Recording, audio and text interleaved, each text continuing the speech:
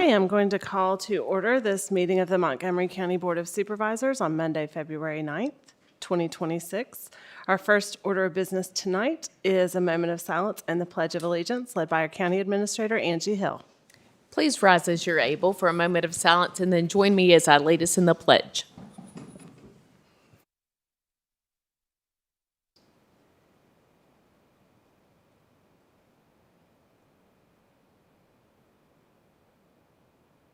Let us pledge. I pledge allegiance to the flag of the United States of America and to the republic for which it stands, one nation, under God, indivisible, with liberty and justice for all. Thank you. Thank you, Angie. All right, tonight we do have a presentation from Mr. David Clark at VDOT. He's going to provide us some updates on some road projects. Welcome, sir. You've been very, very busy lately. I'm sure we're going to hear about it. Yes, thank you. Yeah, it's a kind of a one-topic update from VDOT. We've had snow, and a lot of it, and again, you can classify it as a couple different things coming down. We had some ice too, so snow and ice. The good thing though is, it didn't cause what a lot of that ice caused last year, which was a lot of power outages and trees down. So we're lucky for that, but it is the kind that seems to stick around for a long time, especially on our gravel roads. We just had a hard time with those after you've pushed them and people have driven on. Best that you can do is just put down some gravel, and so we've been putting gravel down on the paved roads, using lots and lots and lots of salt on the other roads, which you can still see on the roads, and that's been pretty much our life for the last few weeks. Started in late December or in mid-December, had a couple of good ones in December. And then here at the end of January and February. And then the cold temperatures also, single-digit temperatures are not even good for salt. Salt can't do a whole lot then either. So that's kind of been what we've been up to, really. In the weeks where we did have some time where we weren't working snow removal or cleanup, we did get some brush cut. We've got the brush cutter out on Ellett Road and Janelle and Den Hill, and some on Mud Pike as well. So we've been doing a little bit of that and patching potholes when we can. Again, it's cold. They've got a pothole on, I don't know if you can call it a pothole. It's on 77. I don't know if it's been in the news or not. We've been talking about it in Carroll County that just keeps popping out. So it's even hard to patch potholes when the weather's like this, the cold is like this. So that's really been all we've done. I don't have much more of an update. We'll do another 6-year plan public hearing this spring. We're working on Taylor Hollow, the last part of it. We hope to get that done this year. That'll be our project for the 6-year plan. And we have probably a little bit of safety money. We can do the majority of the safety money is going to be spent on the flashing signal at the Arsenal light, but there will be a little bit left from that. A couple projects that are coming up this year is the turn lanes at Price's Fork Road and Pepper's Ferry Road on 114. That's coming this year. The center turn lane through Reiner, right downtown Reiner. It's going to match up a couple of projects that have already been done in that area. And I believe the project at Allegheny Springs Road and Route 11 in Shawsville might be late this year. So look forward to a couple of those projects too. So that's all I've got. Great. Well, let's see if anybody has any questions for you. Any questions? Supervisor King, go right ahead. Thank you for our discussion earlier before the meeting, but one thing I forgot to mention on Flanagan, you and I spoke about the double yellow lines going up through there. Yes, that has been approved. Pavement marking is, again, something you can't do in this kind of weather, but that has been requested and approved.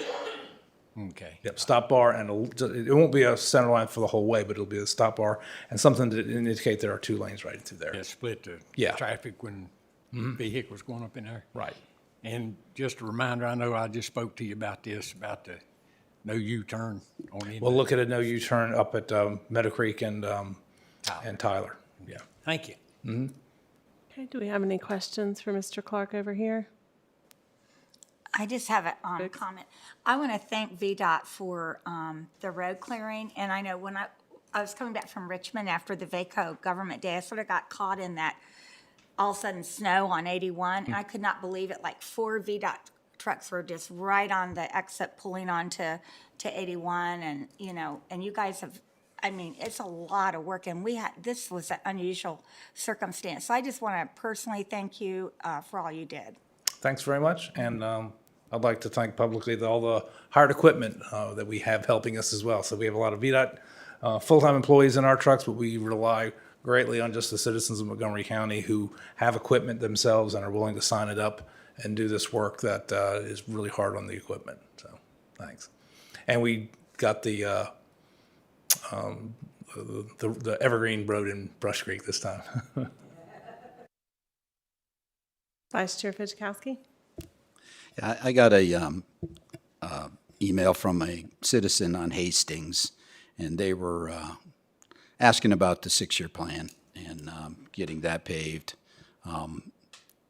If that's something that y'all could look into to see if that would be a good candidate down the road. I know our dance card is already full right now, but as things come off, that might be a Sure, consideration. and it still has to qualify. It has to have a certain traffic. I can look up the latest traffic count for it, and we can do a quick review of, you know, some are good candidates and some just aren't based on terrain and stuff because, you know, we just don't get as much money as we used to get. So we'll look and see if it'll be, a lot of rock removal and drainage, or if it could be something that could be done fairly cheaply. Okay, I'd appreciate it. Thank you.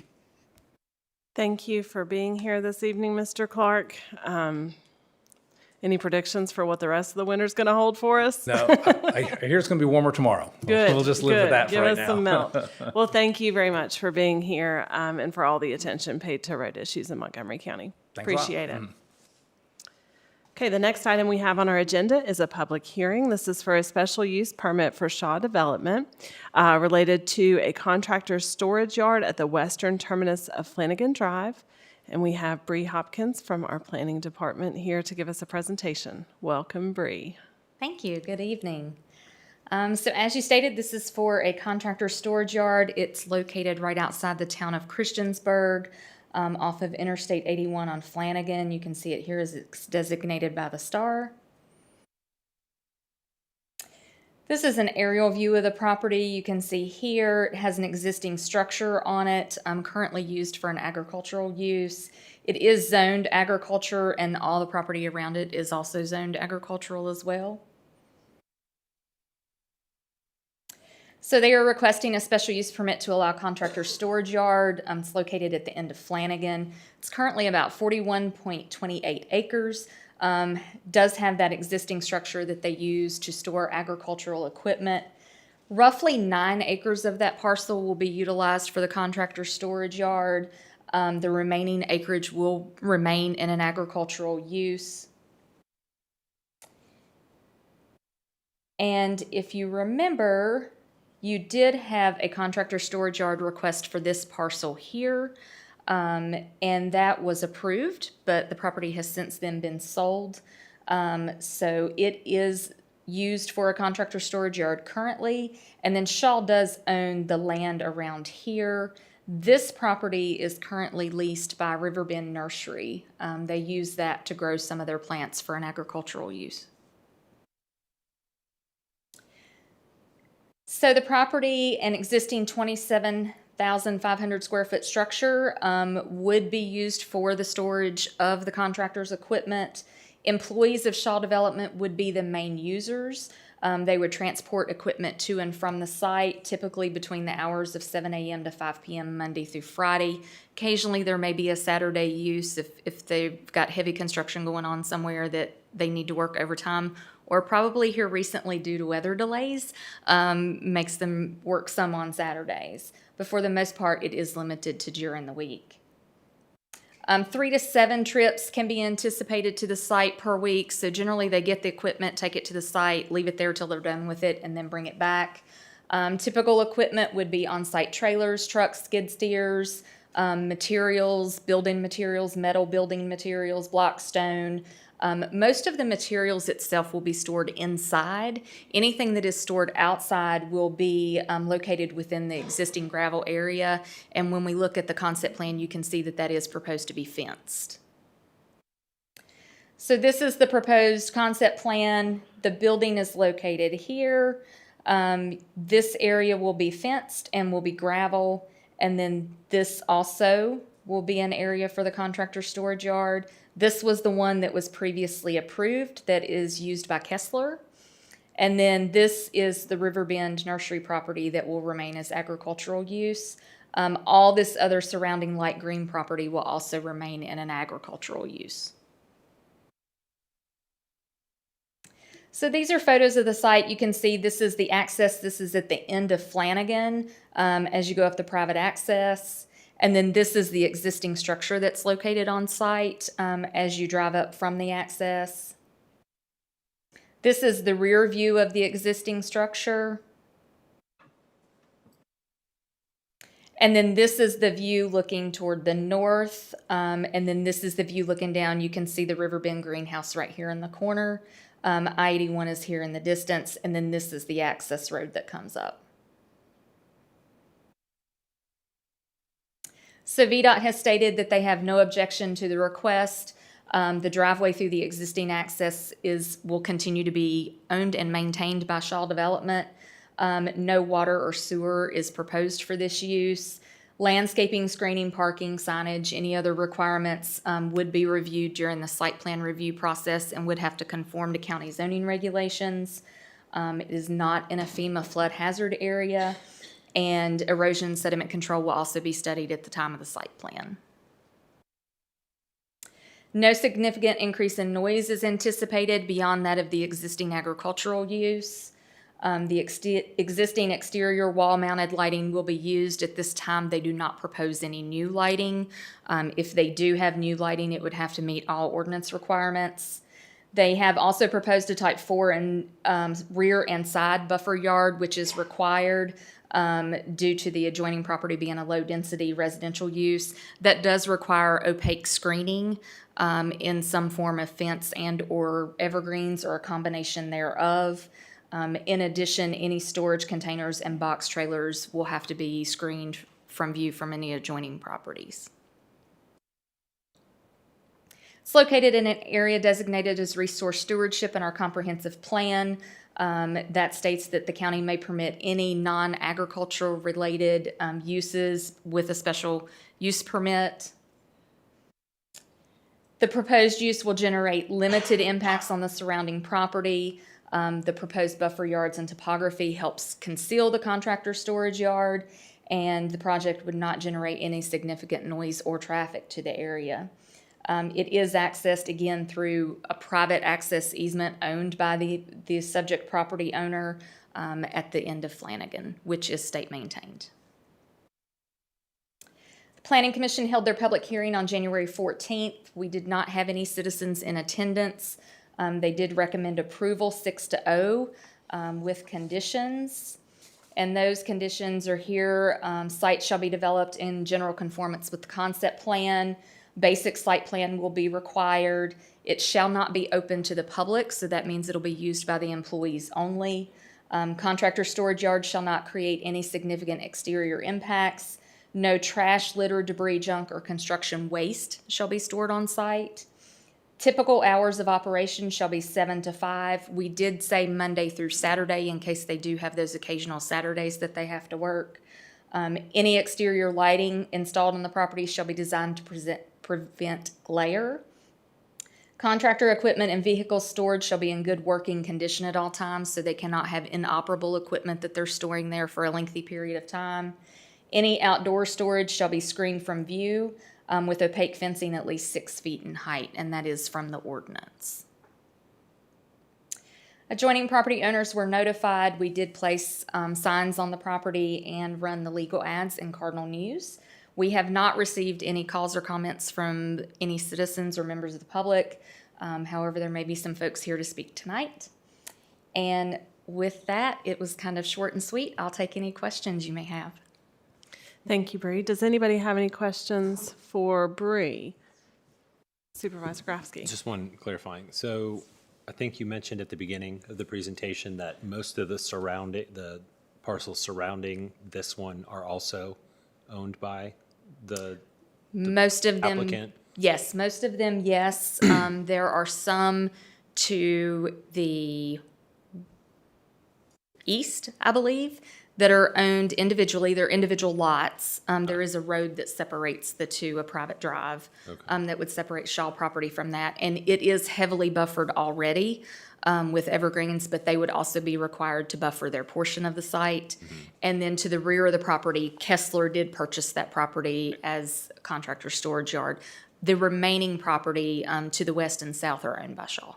Gotcha. Sorry, I was That's connecting okay. that to the local notices that we put up and Yes. who may or may not come. Yes, so local notices would have went to all adjoining properties, and we do extend beyond the properties owned by Shaw. Okay. So I think we even had to come across the interstate on this wow. one. Okay. Yes, Thank you. you're welcome.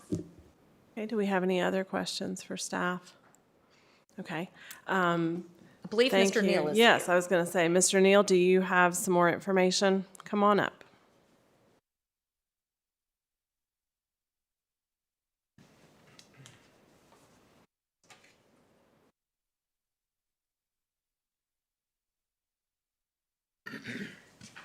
Welcome, sir. Hello. Good evening, Madam Chair, members of the Board of Supervisors. Appreciate your time this evening. Appreciate Bree's presentation. My name is John Neal. I'm with Foresight Design, representing Shaw Development tonight for the contractor storage yard SUP request. I will be very brief. We are requesting this. The property is 41 acres. Mr. Grafsky, to your question, we're requesting for 9 acres. There are kind of two properties that are residential use that are kind of to the east. As you're looking at that drawing, to the left-hand side on the drawing page, there are two residential use, but there is a substantial amount of woods that buffer us. But in case they were to ever cut down their trees or anything like they could, we have proposed the type 4 buffer. We did request an exception to allow us to not buffer Kessler's contractor storage yard above us to the south, above us but to the south, and then also Riverbend to the north. And one of the main reasons you may be asking, or I'll answer a question that you haven't asked, is Shaw came before you back in early 2025 for a contractor storage yard for that property that's to the north. And then after they got that, Mr. Kessler made an offer, and they ended up selling that property to Mr. Kessler, which at the time it wasn't really critical. But since then, Shaw has actually acquired a grading contractor that has done a lot of work for them over the years for quite a few number of years. If y'all remember the preserve at Walnut Springs, subdivision off Price Fork Road, that contractor, Stockner Excavating, has done a lot of work for us, for Shaw, over a large number of years, and they got to the point where they were ready to retire, and so Mr. Hagan purchased their contracting business and all their equipment, and so we kind of have a need for an interim place to have equipment stored when it's going between jobs and things like that. So that was the reason for this follow-up request. Our goal is to have pretty minimal equipment there. We want it out on job sites doing work rather than being stored at the contractor storage yard. And our plan is to preserve all the materials inside the building. If we have contracting materials, things like that, block, brick, building materials, things like that. And there was a question at the Planning Commission. If you'll recall, this used to be the hemp farm and the barn. And then we also had Matt Hagan Cattle Company had a small retail operation out of that.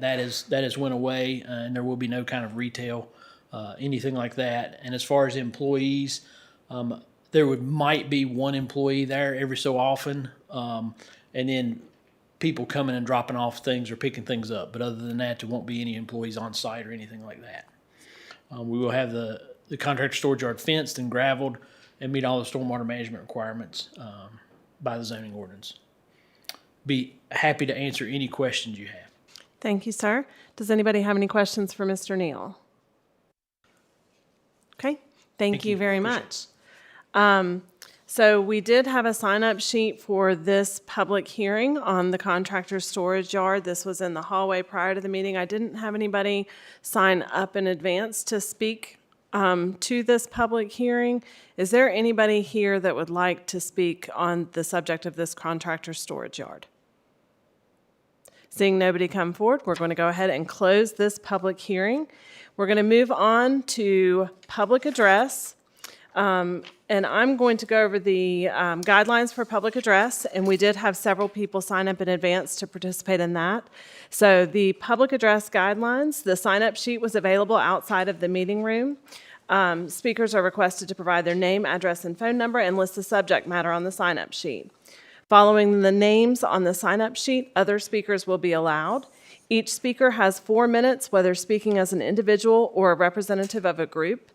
All comments must be directed to the chair and other supervisors from the speaker's lectern at the front of the room. Please begin by stating your name and address or where in the county you reside, and debate between speakers and members of the audience will not be allowed. Speakers may leave any written statements or comments to the supervisors with the board clerk at the end here. And speakers will be judged out of order should the speaker engage in any personal attacks, use of profanity or abusive language, or debate with the audience and not address the supervisors. An accepted etiquette is to not applaud or make loud responses. So as I stated, we had several people that signed up in advance, so I'm going to go through the list. I'm going to go ahead and call out the first 2 names, so the person on deck is ready to come up. Once we get to the end of the list, we'll see if other people in the audience want to come forward. So the first person that signed up is Anna Vijayan, and following Anna is Carola Haas. I think you have a presentation, correct? Okay, we'll get that loaded for you.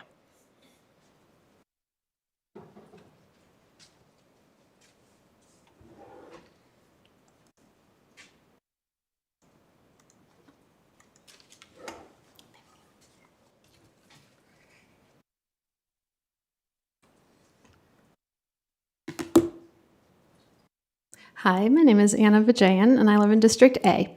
It will be no surprise that I'm here to talk to you again about school funding. Tonight's presentation will focus on, first, providing some of the hard data that board members have asked for over the past few months, including data that will help answer questions like how much of each county dollar bill goes to the schools.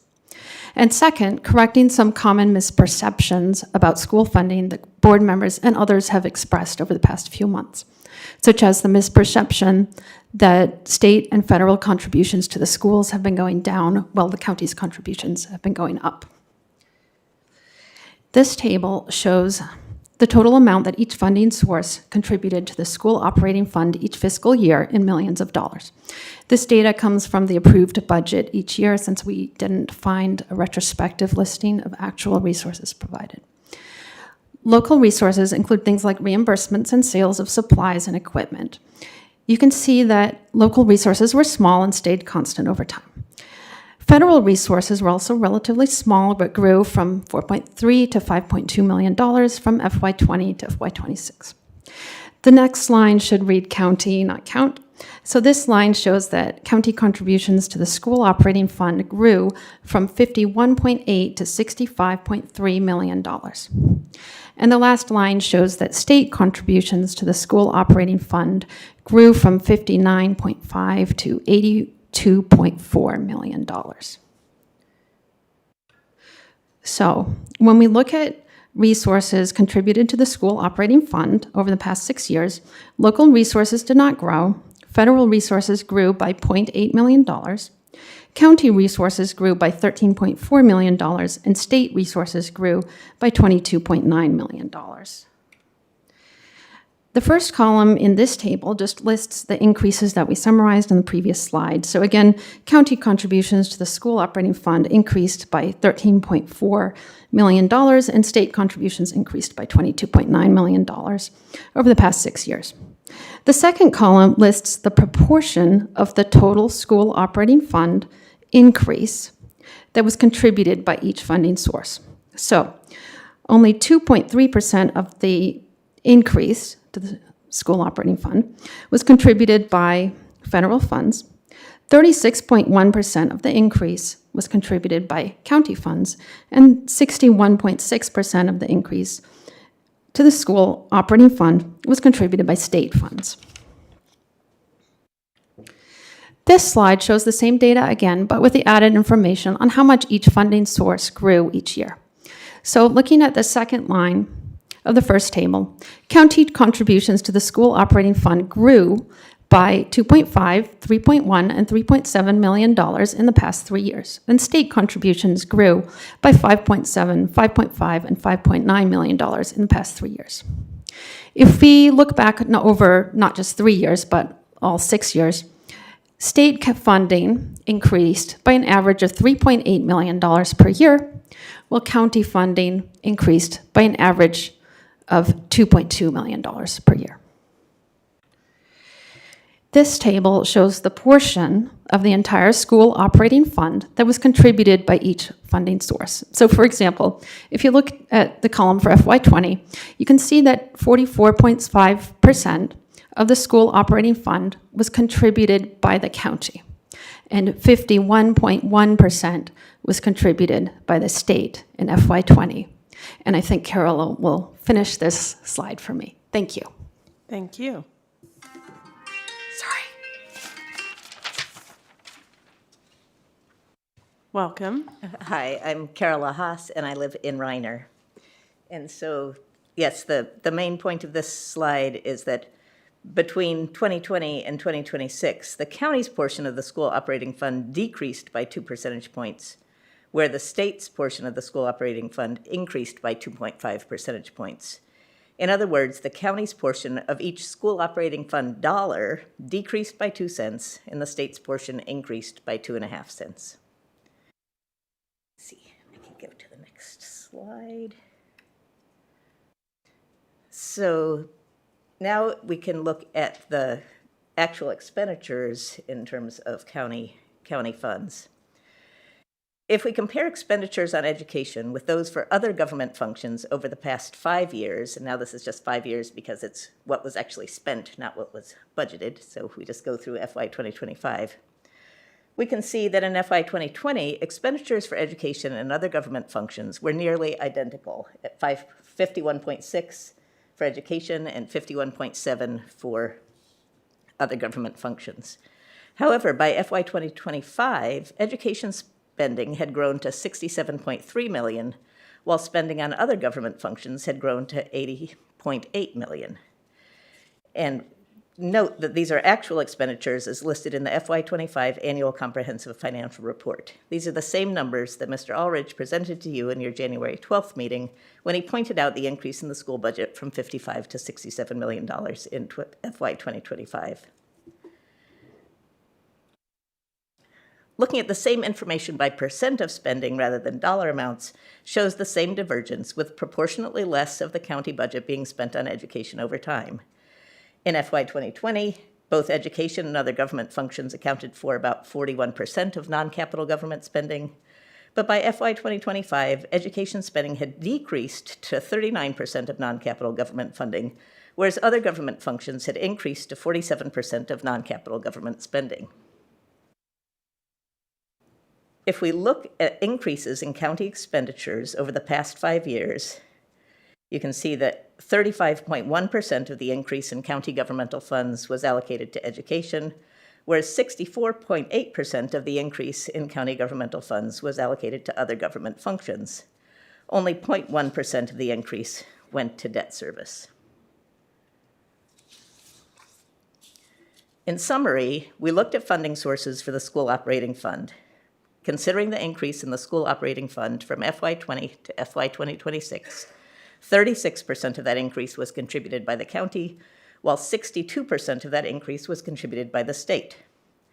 We looked at actual expenditures of county governmental funds. Considering the increase in county governmental funds from FY 2020 to FY 2025, 35% of that increase went to education, whereas 65% of that increase went to other government functions. Our goal with this presentation has been to help correct some misperceptions that school budgets have been inflated in proportion to other spending in recent years. In fact, they have been proportionately underfunded. Board members' frequent exhortations to lobby the state for increased funding is warranted. However, that does not absolve the county from also providing adequate funding to educate our youth. If the school board requests an increase in funding this year, I hope you will consider those requests without bias and understand that county residents and employers rely heavily on these services. If an increase in taxes is required to be able to provide these services, it is your responsibility to constituents to advertise and consider a higher tax rate. Thank you. Thank you. The next person that we had signed up was David Van Hoosier. If you'll give us just a moment to change the screen back. You can come on up and just give us a moment if you'll hang out and wait. And then after Mr. Van Hoosier, we have Crystal Pretty.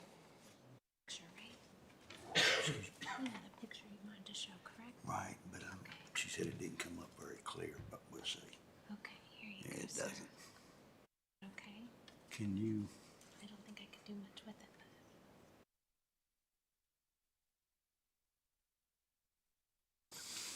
but well, can you make it bigger where you can see this right here?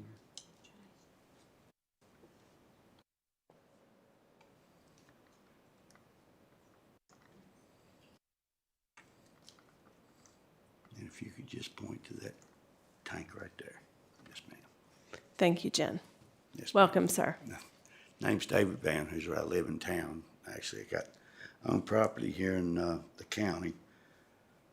This line, I've got a problem with these buildings being the zoning not off the 10 feet, but that line's not right there. I don't know where this come up, but my problem is with the septic system, as you see. I don't know where they pointed, but right here is where it's showing the tank. And they give you the permit from the health department.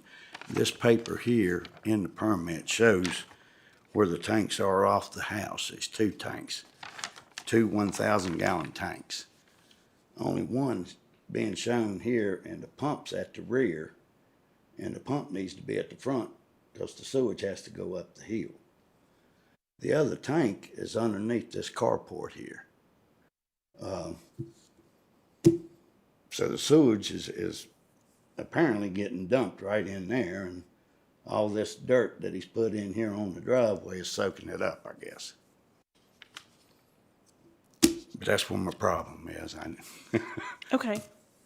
And we got your email as well before the meeting, so I know we have your contact info, sir. Thank you. And then we'll do a screen change one more time, and then Crystal Pretty, and following Crystal is Kelly Gumpel.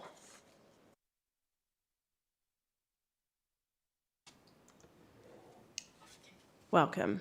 Hi, thanks. My name is Crystal Pretty. My husband and I live in Christiansburg. I am a retired social worker, and my husband is John, a retired family doctor. We are originally from Hanover County, where we lived 5 miles from Scotchtown, the home of Patrick Henry, who wrote and delivered his "Give Me Liberty or Give Me Death" speech in 1775. He was Virginia's first governor and the loudest voice for the Bill of Rights, individual rights for all, freedom of speech, press, and religion, the right to bear arms, the right to due process, and protection from cruel and unusual punishments. Recently, Hanover County Board of Supervisors voted 9-1, rejecting the conversion of a local commercial building to an ICE detention facility. In my career, I worked with a variety of people, many lacking the resources and ability to represent themselves. In addition to a medical office practice, John, he's here tonight, was for decades a jail physician at Roanoke County Salem Jail. Together, we have seen a lot of suffering, but nothing that compares to what we see and hear coming out of ICE detention, where the stories of detainees and reports from multiple independent sources are consistent, inhumane, and immoral. John and I ask you to make it known in your plans for for Montgomery County that we oppose granting the licenses necessary for ICE to have a detention facility. And I'm not going to read it, but we've included a list of all the conditions at ICE facilities. Thank you. Thank you.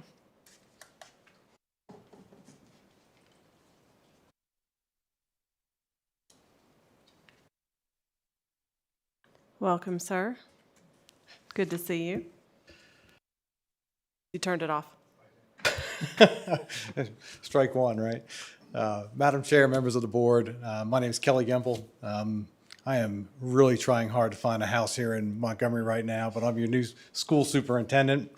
That's probably been the hardest thing other than calling off school last week during some of this crazy weather. It's just been nuts. But my purpose for coming by tonight is just to introduce myself and to invite you all out to my school visits that would be in whatever area that you represent. You're welcome to join me on those. I think Tosh Osborne has shared those dates with you, and also to come out to the listening sessions. The first of two, I'm going to do 8 total, but the first of 2 will be this week, Wednesday night at Auburn Middle School, and then Thursday at Thursday, I think, is going to be at Christiansburg High School. No, actually not. It's Blacksburg High School. I'm sorry. So I invite you to come out for those. They'll start at 6 o'clock. So it'll be an hour and a half, and it's really just folks just talking and me learning, really. So yep, hope you'll join us. Hope to see you at our schools, and look forward to working with you and collaborating with you for years to come. Thank you. Thank you, sir. Welcome to Montgomery County. Okay, and that actually is the end of the people that had signed up to speak in advance of the meeting. So if there's anybody else in the audience that would like to come forward, we've got the guidelines on the screen. You have 4 minutes. Please state your name and where in the county you reside. Welcome. Thank you. Good evening. My name is Laura Brown. I live in Blacksburg. In this moment of constitutional crisis, we the people need to be using every lever that we can to assert our civil rights. Petitioning our local government for policy interventions would be one. What is happening in Minneapolis is alarming. ICE's conduct is a major issue. Violations of basic equal protection principles are an issue. ICE agents are acting unlawfully with, as the Vice President stated, absolute immunity. One by one, we are watching federal overreach strip our rights. First Amendment, free speech, press, assembly. Second Amendment, right to bear arms. Fourth Amendment, search and seizure. Fifth Amendment, due process. 14th Amendment, birthright, citizenship, and equal protection. However, across the country, people are standing up, and legislators are following. In a time of unprecedented actions, we the people are asking our lawmakers to offer unprecedented solutions. 9 days ago, over 100 lawmakers across 27 states met in Minnesota to coordinate legislation on limiting ICE, protecting constitutional rights and demanding accountability. The last gathering of that, many state legislators from across the country to take a unified stand against federal action was the Hartford Convention in 1814. Where they opposed federal overreach, they drafted constitutional amendments and they demanded limits of federal power. They asserted the rights of states to defend their own people.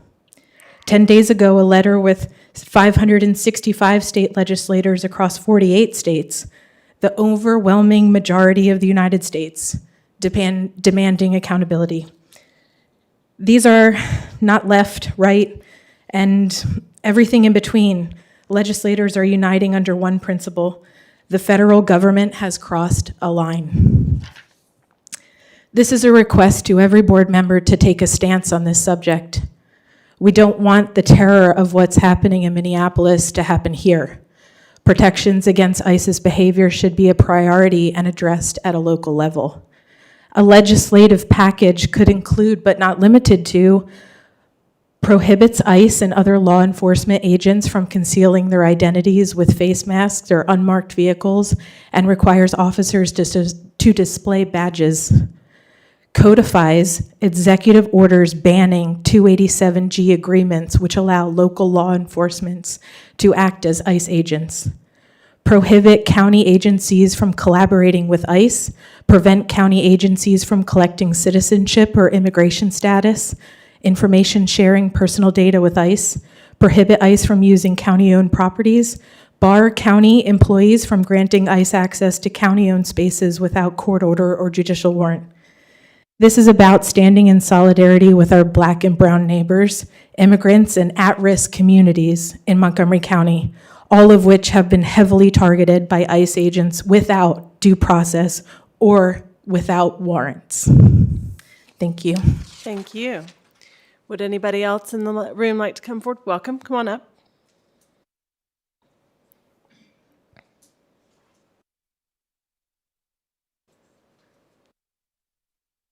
Hi, my name is Alex Carney. I live in Reiner, Virginia, and I would like to add on to what my friend Laura was saying. While I know that we can all agree on the inherent worth and humanity of our immigrant neighbors, I must also urge all of us here to consider the economic implications of ICE's presence within our community and our nation. So, a study run by the US government beginning in 1994 demonstrated that without immigrants, the US public debt would be at least 205% of our gross domestic product. This study, reported by the Cato Institute, showed that for each year between 1994 to 2023, the US immigrant population generated more in taxes than they received in benefits from all levels of government. That is to say, immigrants create an overall net good for the US economy. But let's break that down into how it affects our community here. You see, it's easy to think of the US immigrant population as the quote-unquote other, but if you look around you in our beautiful Montgomery County community, that's simply not the case. The immigrants in our community are our plumbers, our mechanics, our hairdressers, our cooks. If you've ever gone out for a celebratory dinner, if you've ever had any considerable construction work done, if you've ever had to have your phone replaced or fixed, you have immigrants to thank for that. If we seek to detain and deport immigrants, that is the exact group of people that we're losing. You can also already see this with our rising grocery costs that we've noticed. Because we're getting rid of the people who manufacture our food, our average daily essentials have increased in price by almost 5% in the last 2 years alone. It's 2026, and yeah, we are all struggling. That is the reality of living today. But demonizing and deporting people who work hard just as we do isn't going to fix that. Instead, I'm here to urge all of us to work together as a community to make this a place where we can all feel safe and flourish. Thank you for your time. Thank you. Would anybody else like to come forward? Come on up. If anybody else wants to come forward and just come to the front to be ready to speak, you're welcome to. Welcome. Thank you for welcoming me to speak. And I would like to speak about the legal liability that ICE has opened themselves up to. Can you start with your name and where in the county you reside? Sorry to interrupt you. No, I apologize. My name is Madison Justice, and I live in Blacksburg. But I would like to speak about the legal liability that ICE has opened themselves up to with the way that they have conducted themselves, with the fact that they have frequently conducted warrantless searches and arrests with their blatant disregard for the Fourth Amendment, as well as their blatant disregard for the First Amendment. Their use of excessive force in their arrests, as well as their frequent mistaken detention of U.S. citizens. And the fact that when these law enforcement officers act in blatant disregard for the law, they open themselves up to legal liability. And the fact that anyone who aids and abets them would also open themselves up to that same legal liability. And as was shown in that recent news story with that DHS lawyer who begged to be put in contempt of court just so that she could get 24 hours of rest because DHS could not keep up with the frequent amount of court cases. Legal liability is something that the federal government is facing, and that is something that our local government should consider as well when they consider how they interact with ICE and when they consider how they handle any sort of collaboration with ICE. Thank you. Thank you. Would anybody else like to come forward? Come on up.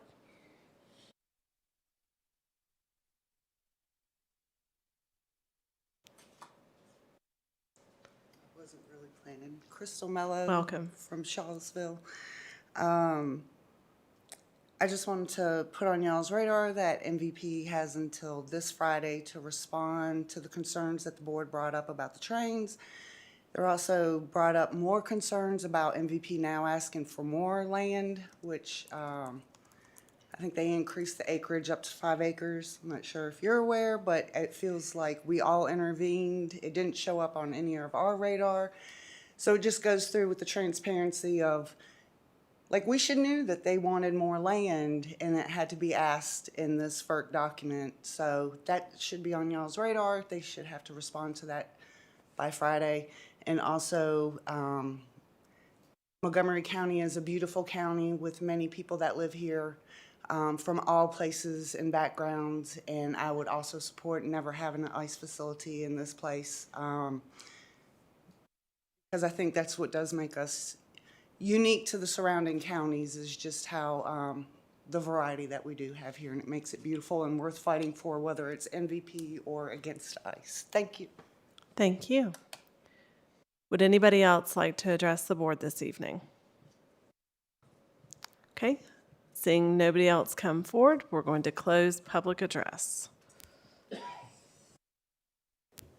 All right, the next item on our agenda is to go into work session. Is there a motion? So moved. Second. Okay. I think you're looking at an older version of the agenda.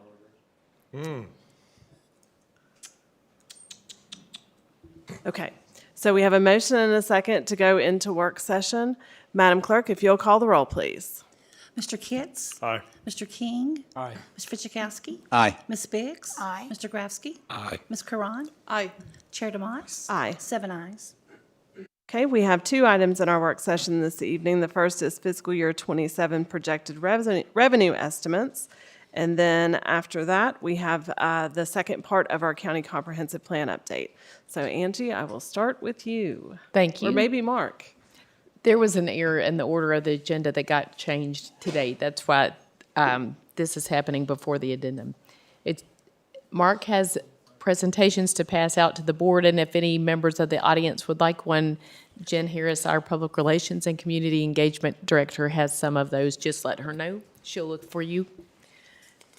All right, Mark, thanks. Good evening. All right, so tonight I wanted to talk a little bit about our fiscal year 27 revenue projections. So I'd like to give a little background on the county's revenue categories. County revenue falls into 2 categories: undesignated revenue and designated revenue. Undesignated revenues are unrestricted revenues, meaning that they can be used for just about any purpose. Designated revenues, on the other hand, are restricted revenues, meaning they're earmarked for a specific purpose and can only be used for that purpose. As you see in the slide, the bulk of the county's revenue is undesignated, and that is going to be the focus of tonight's presentation. As a general rule, 3 categories of revenue drive the bulk of all revenue growth annually. Those are real estate, personal property taxes, and sales and use taxes. And what you'll see here is the undesignated portion makes up about 88% of the county's revenue structure. I point that out because in the past, let's say back during, right before the Great Recession, the undesignated portion of revenue was around 80%. And so over time, local revenues have kind of outpaced state revenue support. As a result, local governments have been responsible for generating revenue to adequately fund public education, public safety, and constitutional officers. The designated revenue portion makes up about 12% of our revenue structure and is comprised of compensation board revenue and local user fees.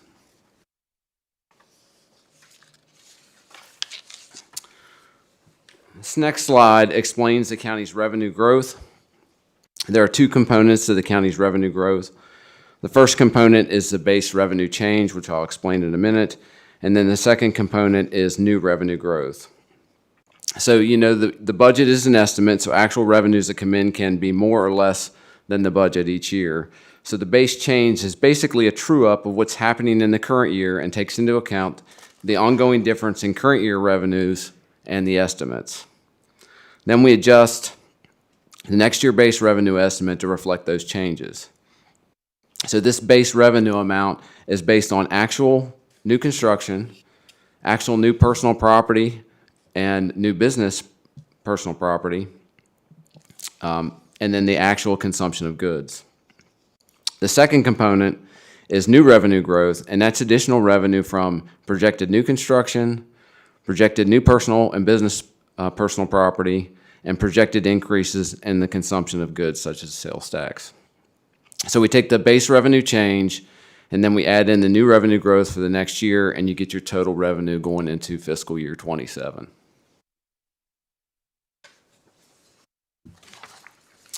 This next slide talks about what's happening in fiscal year 26, the current year, that will have an impact on the fiscal year 27 base revenue change. I'll talk a little bit about personal property. Revenues are projected to be less than the estimates by roughly $800,000. We had a significant reduction in business personal property. Several large businesses relocated out of the county, and then the taxable pipeline infrastructure was moved out of the county after the pipeline was complete. Sales tax collections are flat compared to previous years. Revenues are projected to be less than the estimates by $500,000. And then interest earnings are projected to be less than the estimates by $400,000. And this reduction is due to interest rate reductions by the Federal Reserve.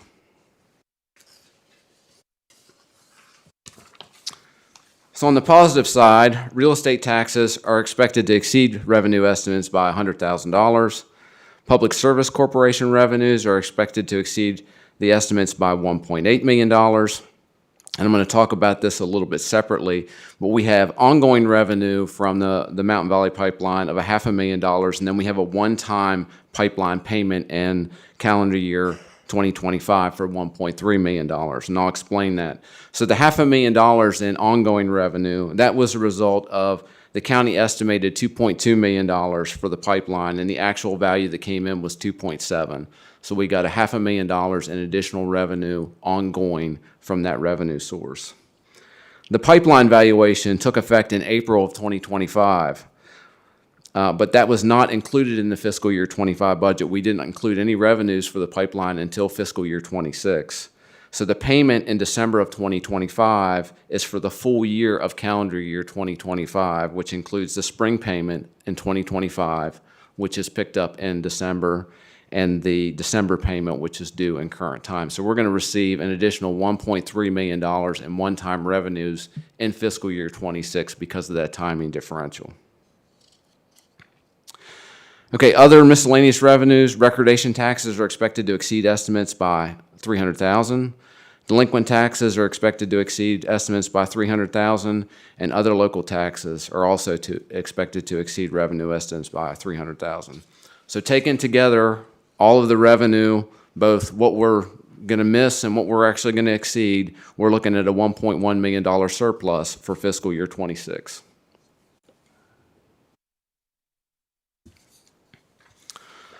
Okay, this next slide shows what our fiscal year 27 base is going to look like.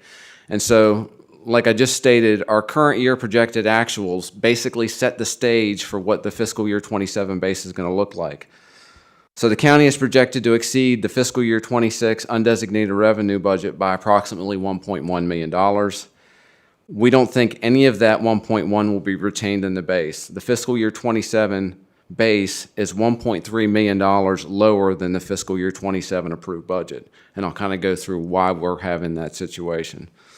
So if we look at the first category, personal property, as I stated, we have a shortfall of $800,000 that carries into fiscal year 27.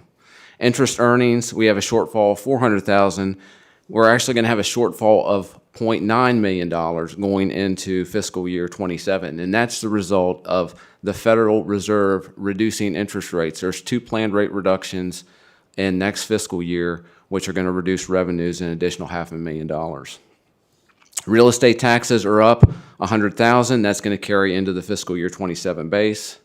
Sales tax, we have a shortfall of $500,000 going into fiscal year 27. That shortfall is $600,000. The increase is due to a change in the school-age population between the county and the two towns. Again, the pipeline, we have $1.3 million in one-time monies in fiscal year 26. That goes away in fiscal year 27. We have the ongoing money from the pipeline, $500,000 in 26. That carries over into 27. And then other revenues, we have a surplus of about $900,000. Going into 27, we have about $400,000. We have a $500,000 decrease, and that's due to some of those revenues being most likely one-time in nature. Those include recovered costs, some delinquent taxes, and recordation taxes that we feel are going to be just one-time in nature for fiscal year 26. So taken together, again, we have a $1.1 million surplus in 26, but the fiscal year 27 base has a $1.3 million amount that is lower than the fiscal year 26 approved budget. Talk a little bit about what's happening both nationally and locally. The U.S. economy has remained resilient. However, economists have suggested that we're in a K-shaped economy. There's been a lot of attention on this over the last few months. And that's basically where higher income families are spending while lower income families are not. And so what we're seeing is kind of this tale of two cities where the wealthy are doing well and they're keeping the economy afloat while the middle and lower income classes are struggling. The current consensus is that a recession is not likely in 2026. However, locally, the economy is slowing. We're not seeing the annual growth that we've experienced over the past 5 years. The baseline forecast for fiscal year 26 is still positive with moderate growth projected. Talk a little bit about some considerations. Labor demands have slowed, which could create higher unemployment going into next year. The unemployment rate is estimated somewhere between 4.5 and 4.6% throughout the rest of the year. Inflation is still above the Fed's 2% target range. Right now, it's estimated to be between 2.1 and 2.7%. Stock market valuations are at all-time highs. Real estate valuations remain at peak levels. And government, commercial, and consumer debt are at peak levels and could be problematic. Of all the things that I just stated there, the most worrisome thing that I see is the last one, which is the government, commercial, and consumer debt levels. And this is not just a problem that we're seeing in the United States. This is something that is happening globally, where all developed economies are straddled with debt.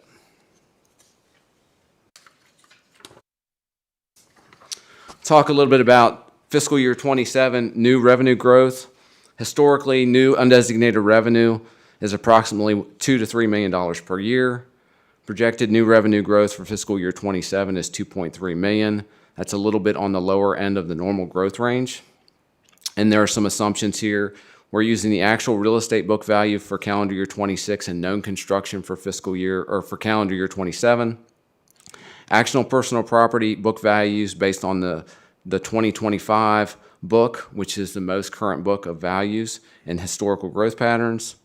Sales tax revenue growth at 2.24%, and then normal trend analysis for other revenue categories. This next slide shows a breakdown of the new revenue growth for fiscal year 27. You see real estate at $1.2 million, personal property at $800,000, and sales tax at $300,000. Gives you a total increase of $2.3 million.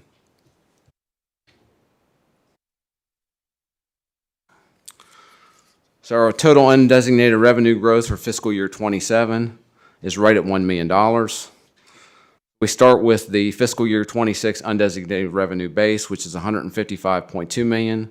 Our base revenue change of $1.3 million, which is a shortfall.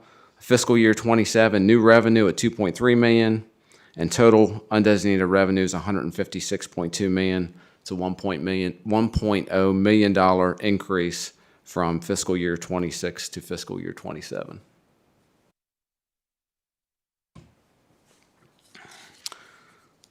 Talk a little bit about the state budget. According to the school staff, new state funding for fiscal year 27 is estimated at $3.6 million. That's based on the governor's proposed budget and an average daily membership of 9,005 students. On the county side, there's compensation board increases. There's a 2% increase July 1 of 2026. The amount of additional funding is just over $151,000. However, there is non-supplanting legislative language that requires the county to provide a 2% increase to receive the revenue. If the county provides at least a 2% raise, this revenue can be used for other county needs. On the caboose bill, it also includes a 2% bonus for both school and state-supported local employees in fiscal year 26, which is the current year.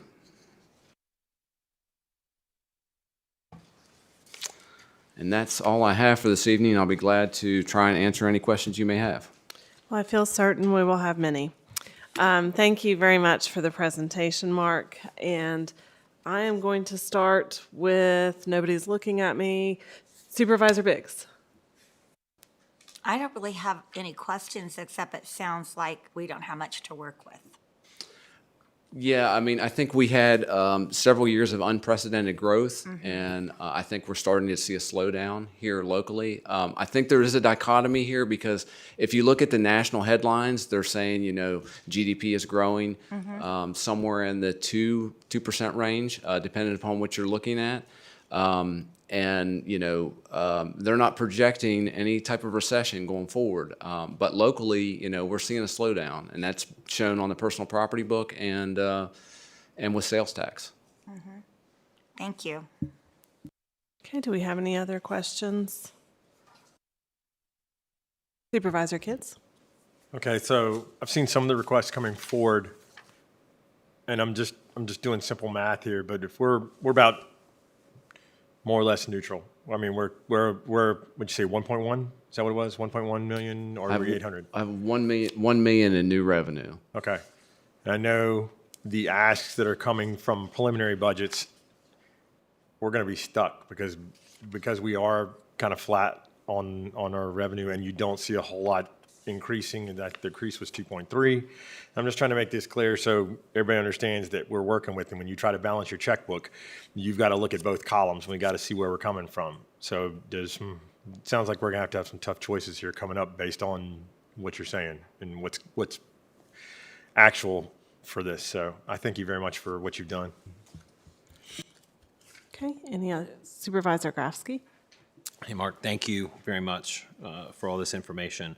I've got one question about the base, the assumptions in the base revenue, specifically the interest earnings.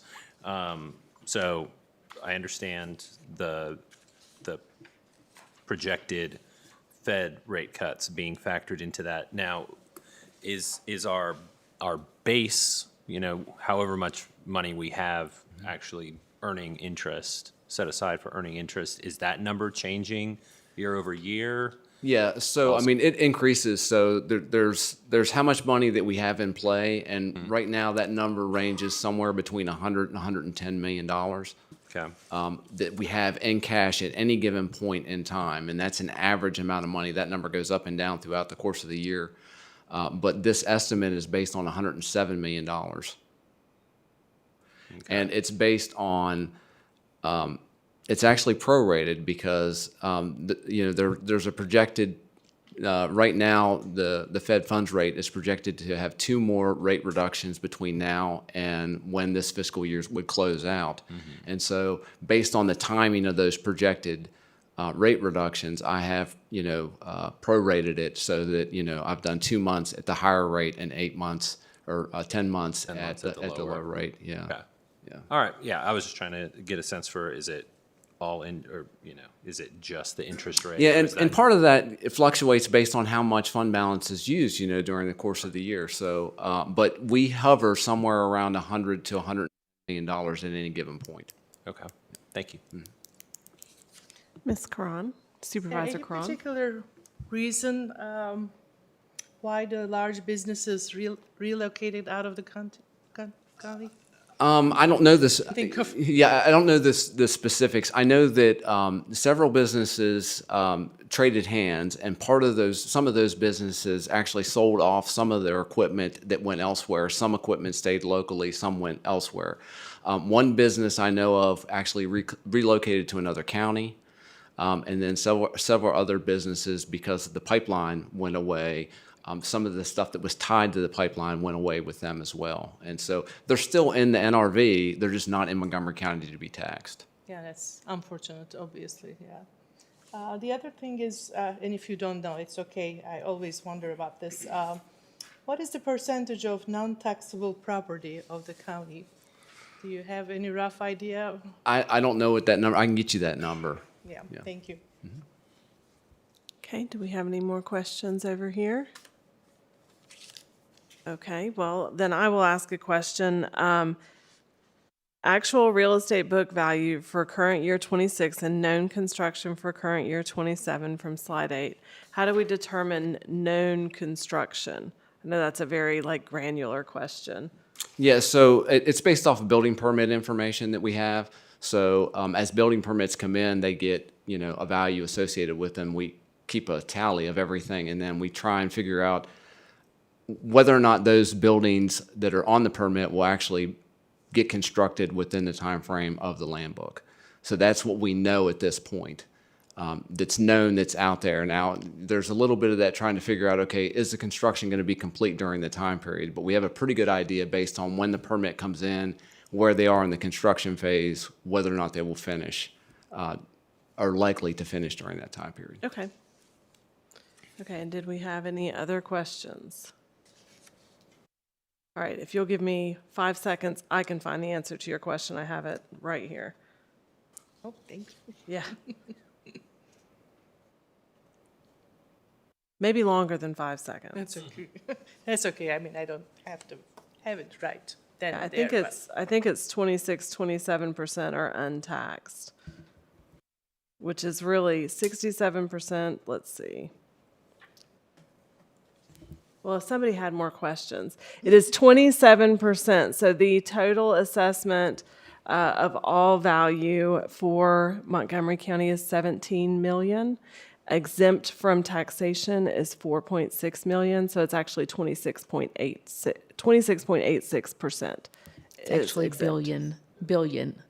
Excuse me. Billion with a B, not million with an M.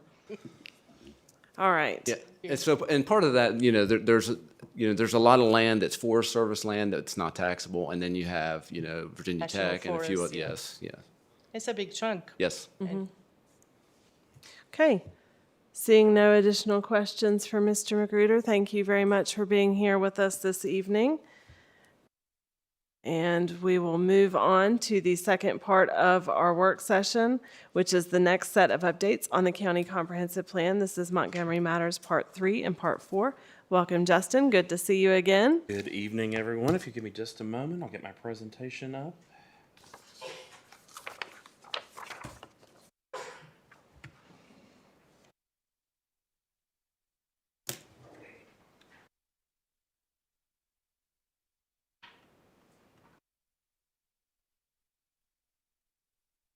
So it's good to be with you again this evening to discuss more about Montgomery Matters. Parts 3 and 4 are focusing on our community development related chapters as well as our health and services related chapters. So we'll jump right in with community development, Part 3. We talked a little bit last time about how all of the pieces of this plan really fit together. So we have some overarching actions within community development that span multiple chapters.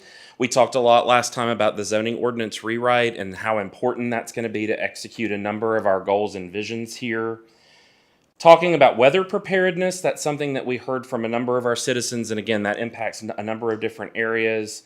And then looking at housing, university employees, first responders, and teachers, we hear those needs when we talk about housing throughout the county. And again, those connect into a number of different areas. So starting with land use, just some things that we heard from the citizens that needed to be addressed. We talked again last time about protection of farmland and the county's agriculture, preservation of natural habitats such as forests and rivers and waterways, talking about the county's natural beauty needing to be preserved, as well as we heard a lot about emergency response times and making sure we have the proper infrastructure to support growth. So when we get into land use, again, we talked about balanced growth a lot when we talked to the citizens, again, where growth should happen, but also the type of growth that should be happening. So goal A really focuses on that balanced growth, and we talk a lot here about concentrating that growth in those areas that we discussed last time in Mid-County along the 177 corridor, in the two towns, and then in our village areas. But our citizens also really wanted to talk about the type of development that we were going to be seeing in those areas. So we talked a lot about infill development, renovation and restoration of existing properties. So really starting to have a conversation about growth that didn't necessarily focus on just new construction. Goal B focuses on creating resilient and inclusive communities. Again, we talked last time about natural resources and the needs to be resilient. So making sure that we're doing development in areas that are environmentally safe to do development, so not building in floodplains, not building in other sensitive areas, but also making sure that the communities that we're creating are really functioning for the residents that live there. So our priority actions within land use is really going to focus on the capital improvements plan. You all over the past several years have been looking at a number of investments in county infrastructure that will support balanced land use. Looking at our existing infrastructure conditions, looking at alternative technologies at county facilities, again, back to the zoning ordinance rewrite, and then again, looking at where we're evaluating development to happen in the county and looking for those at-risk features. And then we have our vision list for land use, again, looking more at the tools that we have at our disposal to look at suitability for alternative energy solutions. There was a conversation also with some of our development community about whether there was a development pattern book that we could adopt that would fast track development to get more housing online sooner. Looking at community garden spaces and then identifying blighted or endangered buildings and ways that we can preserve those. Moving on to economic development needs that we heard from the citizens, looking at retaining a younger workforce. There was some discussion amongst our economic development partners that we needed to diversify the sectors that we employ here in the county, again, just to create more opportunities for growth. We talked a lot about household affordability and wages compared to costs. And then again, that balanced growth. Again, you can see that interconnectivity between multiple chapters. So looking at our economic development goals, location and land use, making sure that we're siting commercial and industrial development in the right portions of the county, looking at, again, our prime farmland and making sure that we're maintaining that as a resource here in the county as well. Again, we talked about diversification, looking at the industries that we have here in the county and being sure that we are continuing to keep up with trends in technology and emerging trends to ensure that we are diversifying our economy so that we're resilient against any potential threat to any one industry. Economic development and quality of life. This is really taking a holistic look at what resources, what benefits does the county need to be providing to our residents to maintain a good quality of life. Again, this ties back to making sure we have adequate housing for people that are looking to come to the area and work, making sure that we have a robust park system to make sure that Parks and Recreation lure is still there for folks in the community. And then workforce development. Again, we talked a lot with representatives from industry about making sure we have educational opportunities in the county for those who are looking to go into the trades. Also making sure we're continuing to work with our university partners to ensure that we have the best workforce in the county to provide economic development opportunity. So again, looking at our priority actions over the next 5 years, looking at land for future industrial expansion in the county, engaging and coordinating with local businesses, partnering with our educational institutions on workforce development, continuing to work with the Chamber of Commerce, and then another zoning goal, looking at parking requirements and whether we are requiring too much or too little parking for specific uses in the county. Again, that can be an incentive for a business. If we can work with them on parking, maybe they can be on a smaller plot of land. And then our economic vision list over the next 20 years, again, supporting CTE in our schools to ensure that we're, again, putting tradespeople into the economy. looking at agritourism, looking at micro-grant programs to support local businesses. Again, things that are going to take a little longer to get off the ground. Moving into housing, one thing that we talk about quite a bit with you. We heard a lot from our citizens about affordable housing availability and the supply in the market, looking at different housing options for different needs here in the county, and then housing in areas where public services and infrastructure exist or are planned for future development. If you'll remember, in our existing comprehensive plan, we had one housing goal. And something that we heard from a lot of our stakeholders is that we really needed to think about housing in multiple ways. So we talked about housing in Goal A as attainable and diverse, making sure that people can find a home that fits their needs, making sure that we are keeping people in their home if they want to age in place in their home, and then making sure that we have a variety of different housing options for people at various stages of their life.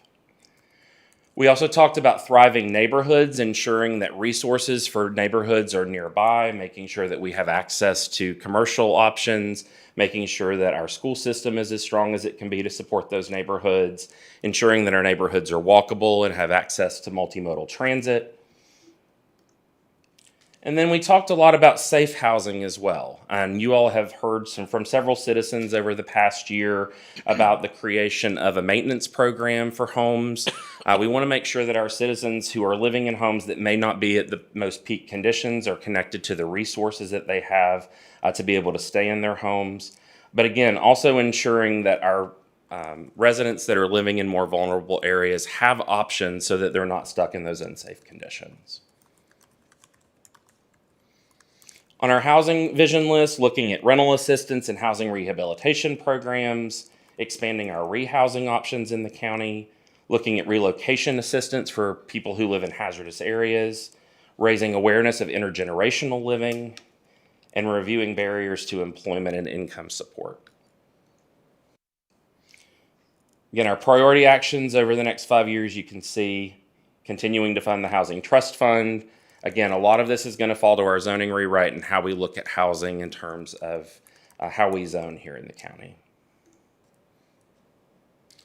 Moving on to transportation. As you'll remember, back in 2023, we adopted Transportation Matters. It was the county's first standalone transportation plan. We have already been able to check off a number of projects that were identified during that process. And we wanted to make sure that we were fully integrating Transportation Matters into the larger comprehensive plan. So we reformatted Transportation Matters, brought the goals that were established back in that plan from 2 years ago into our comprehensive plan. So looking at making sure we're looking at safety, congestion relief, multimodal travel options, and connectivity.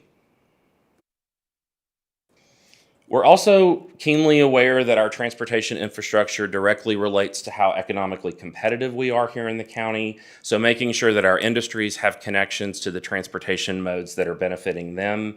We look a lot as well in this plan at all of our exits along Interstate 81. We know that's a major transportation corridor for freight and other items. So we want to make sure that we're utilizing those interstate connections as best we can. And this, just some snapshots for you. Again, we have prioritized road projects over the next several years using that scoring matrix that we identified back in Transportation Matters. And again, I'm glad to say that we've removed several projects from that list because we received funding. Moving into Part 4, this is our Health and Services Matters section, covering 4 chapters. Looking at the overarching actions here, looking at bike and pedestrian safety, looking at school gardens and farm-to-table programs, and educational campaigns related to substance use and mental health. The things we heard regarding education, limited and uncertain funding streams, as you all have already talked about this evening, student wellness and how it can affect learning, awareness of the programs and resources that we have for students and their families, poor internet access in many areas, which the county is already making strides towards, and limited childcare options. So looking at our education goals, this is a goal that carried forward from our existing comprehensive plan, looking at lifelong learning. That's everything from early childhood education all the way to senior programming.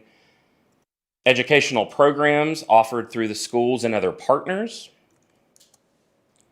our educational facilities, ensuring that we have the best for our students, and then the Montgomery Floyd Regional Library. And this goal, we worked very closely with the library board. They had just gone through a strategic planning effort, so we wanted to make sure that we were integrating in all of the items that they had addressed in their strategic plan and making sure that we were compatible with what they looked at going forward. Our priority actions in education, again, looking at libraries more as community resource hubs, not as just places to check out a library book. Working with other organizations to make sure childcare is affordable and accessible. Providing regional partnerships, again, supporting CTE. And offering campaigns on healthy lifestyles and physical education, to some of the actions that were identified over the next 5 years. And then our vision list was quite long, again, looking, and we've already started this particular initiative looking at schools as community-based health centers, adopting unified trades programs, and really looking at the educational offerings that we're providing through our schools and partners. Getting into health and services, we heard a lot from folks about the decreasing amount of medical specialists in the area. A lot of folks talking about how they have to go to Roanoke to be able to see a specialist. Strain on our healthcare system from an aging population, limited mental health crisis response and resources. We heard about food insecurity, and we also heard about health gaps for certain populations.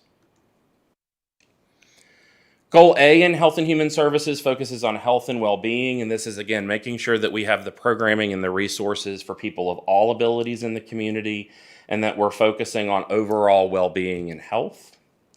Looking at our human services facilities and the programming that they provide.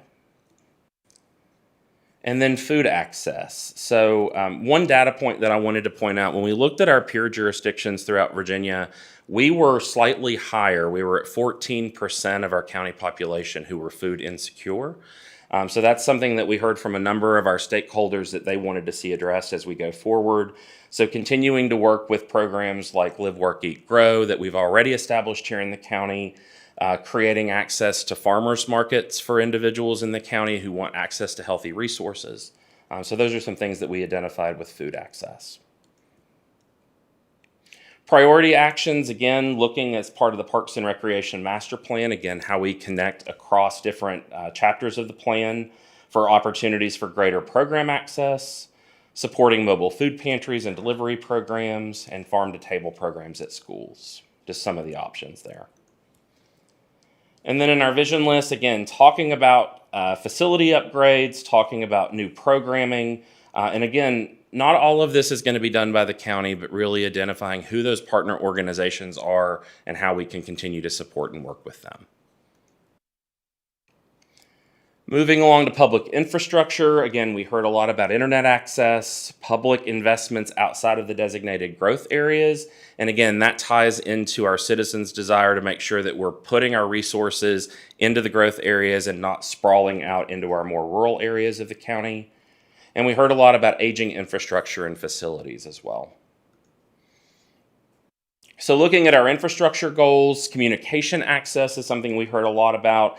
That's not just going to be internet, that's going to be telecommunications, that's going to be making sure we have good communications for our emergency services. Looking at energy and innovative utilities, this is talking about solar and other alternative energy solutions. Water and sewer is our goal C, looking to make sure we have access to safe and reliable public water and sewer. But this also acknowledges that we know a number of residents in the county are on private systems, so continuing to work with the Virginia Department of Health, not only to provide support for those residents, but to provide education about how they can safely use those systems. Priority actions for public infrastructure, looking at rebates for energy efficiency programs, connecting people to those resources that already exist, launching a real-time outage alert system when we have disruptions in the system, providing workshops on sustainability practices, and continuing our efforts to expand broadband. And then in our vision list, we looked at ways that we can identify and reduce water leaks, again, continuing to work with VDH on those private systems, and then providing educational opportunities for those with those private systems. And last but certainly not least, public safety and welfare. Some of the things that we heard throughout the process: staffing capacity, burnout and turnover for our first responders, making sure that we're keeping our equipment and software modernized, coverage issues across the county, strains on services because of the growing needs of seniors, and then substance abuse and repeat offenders. So we initially had just a public safety goal. And what we heard when we were speaking to our first responders, to our representatives from those stakeholder groups, was that we really wanted to focus out on this 3 specific areas in which we provide public safety. So we developed a police goal, a fire goal, and a rescue goal. And those needs, again, are going to be very similar between those 3 branches of public safety, thinking about issues of response times, thinking about facilities and equipment upgrades, but also ensuring, particularly with fire and rescue, that we are continuing to recognize our volunteers, but also our career staff as well. So again, our priority actions in public safety and welfare: prioritizing new fire and EMS facilities to reduce response times, continuing to coordinate amongst the variety of agencies that provide public service here in the county, and then creating a unified emergency data collection and sharing system, continuing to work with NRV 911. And then on our vision list, again, a lot of education pieces here, making sure that we're doing community policing, getting out into the community to connect people with resources, encouraging emergency preparedness, and mitigating a variety of different hazards here in the community. So with that was a very quick overview, I know, but we had a lot of chapters there, and I wanted to be respectful of your time this evening. Our plan is to move forward, receiving any feedback that you and the Planning Commission have to get into that final draft, holding a public hearing with the Planning Commission in March, on March 11th, and then bringing the plan back to you for public hearing on March 23rd, and really getting an opportunity to hear from the citizens on any input that they would like in the process. And after all of that feedback is integrated, we'll adopt the plan. So I will take any questions or comments that you all have at this time. Thank you, Justin, for bringing us the second part of your series. Fascinating and really exciting. What kind of questions do we have? Supervisor Grafsky. Thank you, Justin. This is one of those rare occurrences where the sequel is as good or better than the original. So thank you for keeping us updated on this. And this is probably way too early to estimate this, but when looking at your priority action lists and your vision lists for these different focus areas, do we have a sense, or will we kind of try to estimate dollars and cents wise what some of these investments could potentially be? And as I mentioned, a number of these initiatives are going to be things that the county is already doing. So we're going to be looking at ways that we can maximize the dollars that we're already contributing to those programs or other organizations. But I do think when we come back to you yearly with this progress list, it's going to really be up to the board to determine where do we prioritize our resources. But again, I think there's some low-hanging fruit there, that there are programs that are going to be more easily implemented. I think we have also been, as we've gone through the process, starting to identify some funding sources, some grant programs that may help us along with that. So I think we are going to really be looking at the board as we look at those priority actions on what can we accomplish in the most efficient way with our resources, and then what we may have to start squirreling some money away to work on it as we go along. Thank you. And then just one more thing.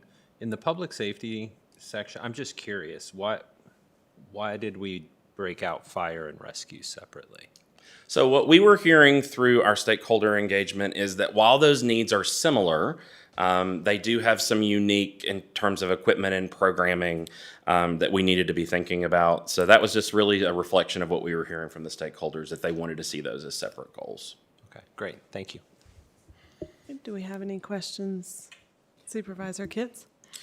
So I just want to throw one thing out there, and I know we've talked about it, the difference between attainable and affordable. And I've heard it come from developers more than I've heard it come from constituents. I just think we got to be very careful on where we, as we say that and we move forward and we want to try to help people with housing, that we are careful with how we delineate attainable and affordable, because it's different to different groups. As far as the fire, EMS, and police thing goes, I think that's an excellent way to look at it. We were at a VACO conference back in November, and that's one of the biggest things that they brought up, is that when you put stuff forward, instead of slapping a public safety tag on it, is to be able to separate it into fire and EMS and police, especially at the point where we are, where we're operating kind of a hybrid model, and we have to be able to talk with volunteers and who have different needs. And even though the overall focus is on the organizational portion of the equipment, we still have different needs, and the personalities of each of those is very diverse, even though it is a very public service-driven organizations for both of them. So I applaud you on recognizing that issue and being able to separate that. So for right now, until I can get into the weeds on this, and that's about all I have, but thank you. And we'll be looking for ways, obviously the fire and rescue study, those results are forthcoming, so making sure that all of the recommendations as we prioritize going forward are in alignment with that study, which got much more in-depth and in detail with facilities needs and those issues. Supervisor Biggs? I just want to say, the amount of work to put this all together, I think is really important. One of the things you said that, a lot of this stuff is being done, but maybe we don't know where it's being done. So you're bringing all this together so we can actually see what we have and then evaluate where we might need to go. I think that's really important. I think the second part that you mentioned is revisiting it. And when you revisit it, it also goes along with when things come before us as a board, we have something to go back to, like, oh, was this something that the citizens said that they really want? It really gives us like a guidebook. When I read through it, of course, I looked and I saw like how some of the things, are way in the future and they're really good things, and I wish we could just do everything. But also recognizing the fact that as we move forward, resources aren't just money, they're people. Absolutely. And if we really want to invest ourselves into accomplishing some of these things, then it's going to take staff. So I just want to put that out there. Just like when we started the Animal Care and Adoption Center, we started it with a very meager staff, but we knew going in as it grew, we would add staff. And I feel the same way about this program, because what you have in here is so vital to our county and to our citizens as we move forward. So thank you again for all the work that all of you put into it. It's an outstanding document. Thank you. And I know as we have gone through the process, I haven't really dug a lot into the data trends with you. Again, we've provided that in appendices, but I think something that we do is worth, and to Supervisor Grafsky's question as well, looking at where those trends are can also help us to prioritize and identify where we need to start working with our resources. I think the other thing that we're excited about at the staff level is state code requires that we look at the plan every 5 years, but we are going to be getting tracking tools where we're going to be able to do an annual review and see that progress. And if we need to pivot, if we need to change our approach and strategy, we'll be able to be much more nimble than we would if we were just looking at the plan every 5 years. Thank you so much. Okay, do we have anything else over here? Okay. I just have one small thing to add. Aside from I think I've already been very effusive with my praise in the past, but this is just so fantastic, and I'm sure it also feels good to be approaching the finish line. Very much so, yes. yes. But I did have just one small note in the safe housing goals section, and I think it was goal C. It went through kind of quick, but Habitat for Humanity might be a potential partner for some of the housing repair program goals. And if we missed them, that was just an oversight because they were involved at every stake of our stakeholder engagement. Yeah, I didn't see them, but that does not mean that they weren't there. It may have just left the screen, but I wanted to specifically call Jim that Drader out. would not forgive me if they were left out, so I'll Well, make sure we get we them in cannot be there. upsetting Jim. Okay, does anybody else have anything else for Justin? Just thank you. Thank you all very much for your support. Thank you very much. Can I have a motion to come out of work session? So moved. Second. All right. We have a motion and a second to come out of work session. Madam Clerk, if you'll call the roll, please. Mr. King? Aye. Mr. Fidzikowski? Aye. Ms. Biggs? Aye. Mr. Grafsky? Aye. Ms. Karan? Aye. Mr. Kitts? Aye. Chair DeMonts? Aye. 7 ayes. Okay, and the time is 8:49. We're going to do an 11-minute break and reconvene at 9 p.m.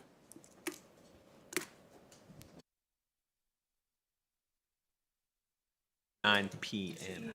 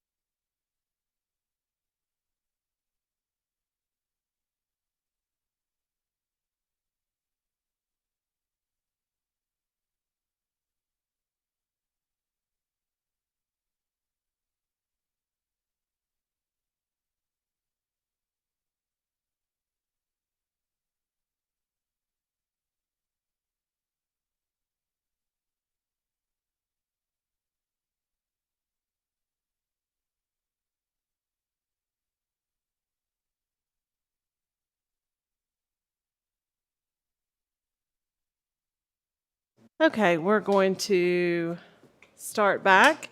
And the next item on our agenda is the addendum. We do not have an addendum to our agenda this evening. So next we'll go to our consent agenda. Is there a motion? Motion. Second. Is there any discussion on consent? Seeing none, Madam Clerk, if you'll call the roll, please. Mr. Fitchukowski? Aye. Ms. Biggs? Aye. Mr. Grafsky? Aye. Ms. Karan? Aye. Mr. Kitts? Aye. Mr. King? Aye. Chair DeMotts? Aye. 7 ayes. Okay, we're moving on to our new business agenda this evening. The first item is the special use permit for Shaw Development LLC. This is for a contractor storage yard, and this was the subject of the public hearing earlier this evening. Is there a motion? So moved. Okay, is there any discussion? Seeing none, Madam Clerk, if you'll call the roll, please. Ms. Biggs? Aye. Mr. Grafsky? Aye. Ms. Karan? Aye. Mr. Kitts? Aye. Mr. Fitchukowski? Aye. Mr. King? Abstain. Hold on.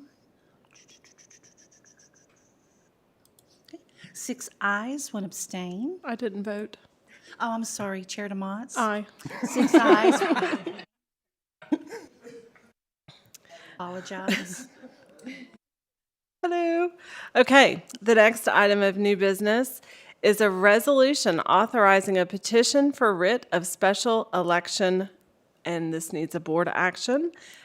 This item is on our agenda because our sheriff has announced his retirement effective March 31st, 2026, and it authorizes us to petition the circuit court to issue a writ of election to fill the vacancy.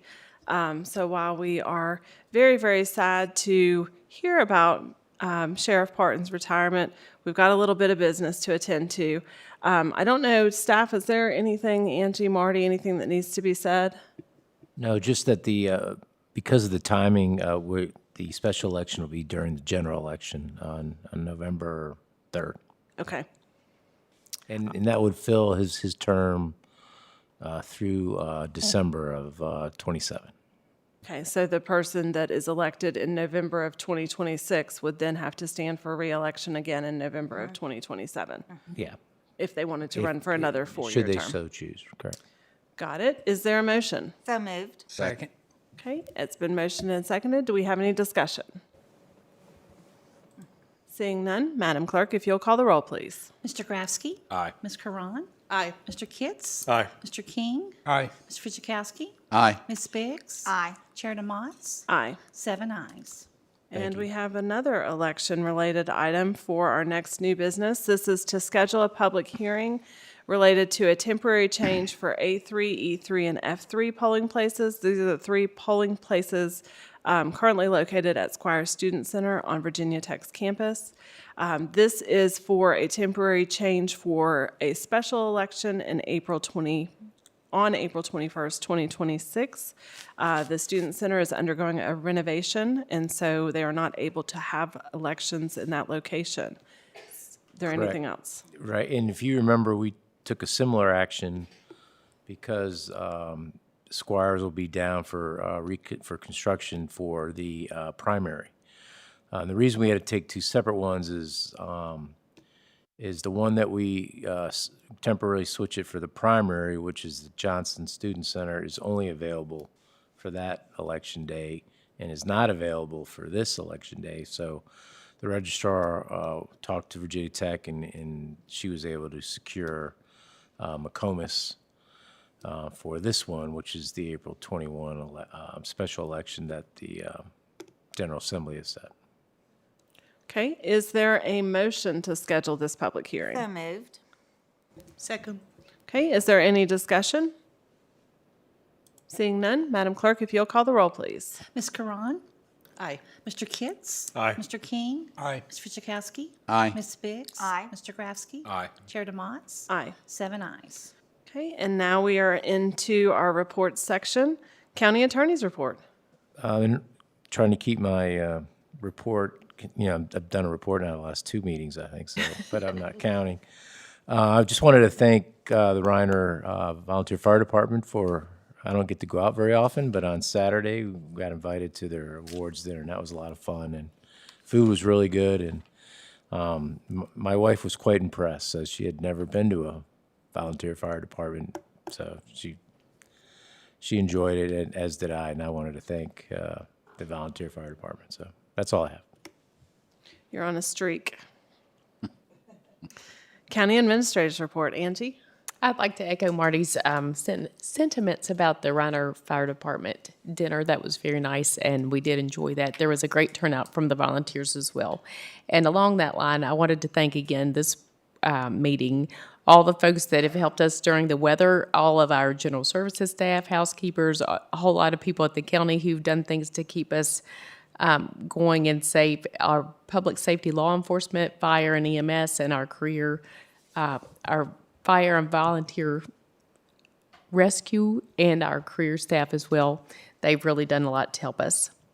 I have a meeting with Dr. Gumbel on Wednesday, so I'm looking forward to that. We'll start talking about the budget. The new school superintendent and I will start talking about our budget plans for the upcoming year. And I imagine that some of you will mention this in your reports, but we had a really productive few days last week when we went to Richmond to speak with our legislators, and I thought it was really good that we got to speak to each of the legislators themselves in person. So while we were gone, there was an Eggs and Issues session on economic development, and Brian Hamilton, our economic development director, presented on that panel. So I understand that he did a really good job, and I just wanted to give a shout out to him as well. Our next meeting, February 23rd, the schools are scheduled to present their request on their budget for fiscal year 27 to us. So I wanted to make sure folks knew that as well. Great, thank you. All right, now we'll go to board members' reports, and we're going to start with Supervisor King. Don't have no report, but we all at the fire department appreciate everybody that could show up Saturday. They do appreciate you coming out supporting them. That's all. Great. Supervisor Kitts. Had a good time as we went down to VACO and legislative days. I had a chance to talk to our local delegates and senator about increased funding for fire and EMS, and some things we want to try to, as we push forward, as far as reimbursements for interstate accident reporting and things like that. So it was a good opportunity to get some things out that we want to try to prioritize and to push education funding, and I'll leave the rest of it up for the other members that went so they can talk about it. So thank you. Thank you. I'll kick it straight to Supervisor Biggs from there then. Okay, so we were able to actually talk to Senator Hackworth and Delegates Ballard and Franklin, and we did catch Senator Suderline the night before our actual government day, but we were able to talk to his aide. And so basically it all boiled down to, again, asking for more state money for public education, as we do every year, because the state still is not an equal partner. Yes, they've been putting in money, and one of the questions I brought up was, are you looking at the JLARC study in some kind of manner so that you have a framework in an organized manner to start funding it? We had one person answer that I think in some of the committee work, that they might be looking at that. So I'll throw that out there because you all always hear me talking about the JLARC study. The other issue is not taking away any kind of control from localities, and that includes land use. That's really big for us. And something that people might not be aware of, you've heard a lot of talk about the car tax. Les don't have the car tax, it's regressive. Yes, it is, so is real estate tax. But what a lot of folks might not realize is that we're very dependent on those two forms of revenue to produce the services we do on a local level. So there is a study that Delegate Franklin put in to just one of the things that concerns the car tax, to look at it to see, is there a sustainable way from the state to provide the money that would be taken away from localities? Well, here's the problem. Where are they going to get the money? Because they're not funding some of the things they need to be funding. And so a lot of money goes into education. My fear would be they take it out of education, send it back to us, and then that would decrease the amount from the state to education. That's just my personal opinion. But anyway, while we were having this discussion, we were trying to figure out how much money does Montgomery County get from the personal property tax, the car tax. And we found out that amount. And Ms. Hill, would you like to tell us that amount? The amount that we collect from citizens right now is about $18 million, a little less than that, which is about 15 cents if we translated that to the real estate tax. Right. So when we start talking about doing away with something, there has to be a sustainable revenue source to cover that. That is a heck of a lot of money. And you think about it, we have 95 counties in Virginia, plus we have cities. I don't see how the state would have a sustainable way to reimburse that, but that's just my personal opinion. So those were like the main topics. And then I also wanted to thank the Reiner Fire Department for inviting us. Their award ceremony was a really nice event. So can you take that back, Supervisor King? And that's all I have to say. Supervisor Grafsky. Hey, thanks. Not a whole lot to add on. I am grateful at the opportunity to travel with my colleagues up to Richmond last week and speak with our legislators and, talk about our priorities, our concerns. And then, as always, VACO is so great about keeping us up to date on, bills that are being introduced, potential impacts, locally and at the state. So always appreciate those opportunities. Another thing that we brought up was talking about the classification of vape and e-cigarette products, and currently those just being classified as retail items, and looking at opportunities to put those into the cigarette camp, if you will, possibly a nicotine-related tax. But another way, we're always looking for ways that we can generate some additional local dollars. That's all I got. Great. Supervisor Karan. Now, it's very hard to go the last one because everybody stole my thunder and said everything that needs to be said. Well, I attended the Reiner Fire Department award ceremony as well, and thank you, Supervisor King, for showing me around the building, because when it opened, I was not on board. I haven't seen it, so I had a special tour by Supervisor King. And I traveled to Richmond as well, and one wish I have, to go to Richmond next time with our representation from school board partners, whether it will be superintendent and board chairs or, the couple of the members. I don't think we will like to fit in their little rooms, 14 of us, but I think good representation and having us together as representing the local government, asking funding for the same cause will look good. That's, again, my personal opinion, too. And I'm continuing the VACO classes. I think I attended my first PSA meeting on board with everybody else, and that's it. Great, thank you. Vice Chair Fidjakowski. Yeah, I regret I wasn't able to go to the Reiner Fire Awards thing, but I did want to mention that I had a younger brother visiting me, and we were going down Route 8, and we passed Reiner Fire Department, and he made me stop the car so he could get a picture of it, because he's never seen a fire department so beautiful. So we did that.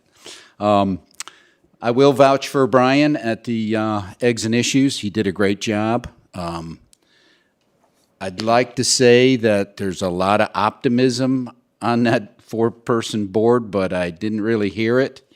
But I did hear one thing came through loud and clear. One of the members said, one of the things that would definitely set Virginia back is if we do away with right to work. So that's something to think about. But I want to thank everybody that was involved with this snowstorm. I mean, this was a very unusual snowstorm where it wasn't very deep, but it was very messy, and it was persistent due to the cold weather. And I know it was a challenge, but hopefully this week we'll melt some of that snow by the end of the week, so things might be looking better.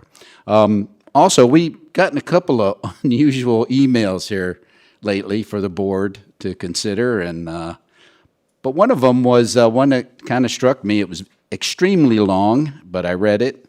It had to do with asking this board if we would be interested in a resolution supporting VMI. I don't know if anybody had a chance to read that. I did.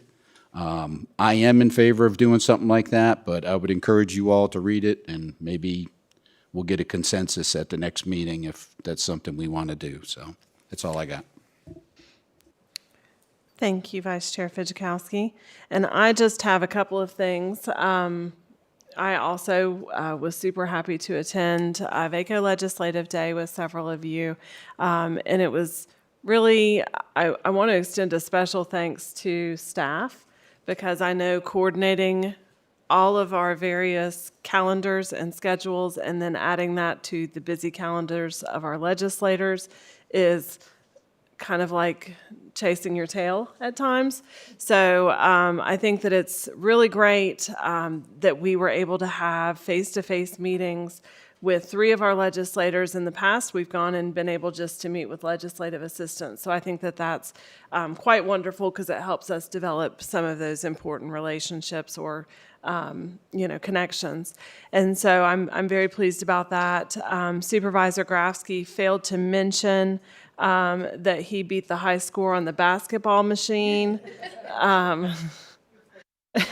So he totally smoked us all, and definitely got the new high score on the basketball machine one evening.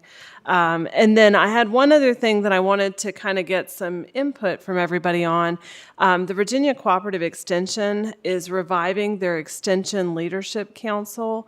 And this is kind of an advisory board to the council that has a mission to develop a program plan that will direct the Cooperative Extension's resources toward identified issues and concerns. Their proposal is a quarterly meeting of the ELC, is what they're calling it, Extension Leadership Council. They've requested for me to provide feedback on whether or not I would be interested in joining.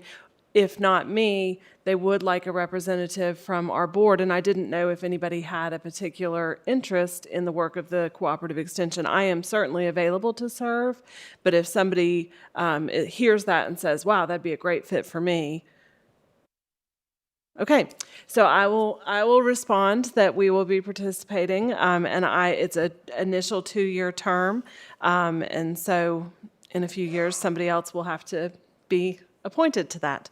And I don't have anything else to share. I'm not seeing anything else from my colleagues, so this meeting is adjourned.